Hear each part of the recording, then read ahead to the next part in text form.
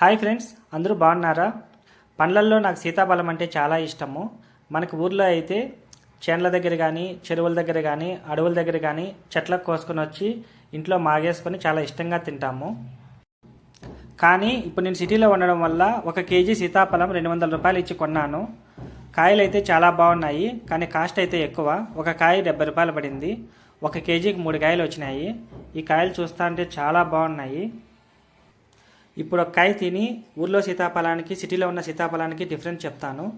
కాయ అయితే నిగనిగలాడిపోతుంది, చూడగానే తినాలనిపించే విధంగా ఉంది. ఇప్పుడు ఒక కాయ ట్రై చేద్దాము ఎలా ఉంటుందో.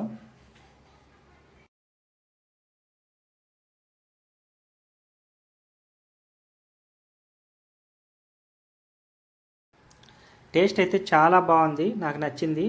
వీటికి మందులు కానీ కెమికల్ కానీ ఏం లేకుండా వేసినట్టున్నారు, అందుకే చాలా బాగుంది.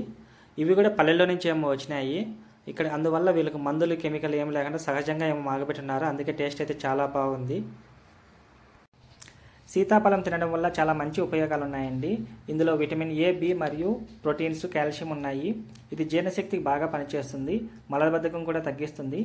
ఈ వీడియో కనుక నచ్చినట్లయితే ప్లీజ్ లైక్ చేయండి, సబ్స్క్రైబ్ చేయండి. Thanks for watching. బాయ్.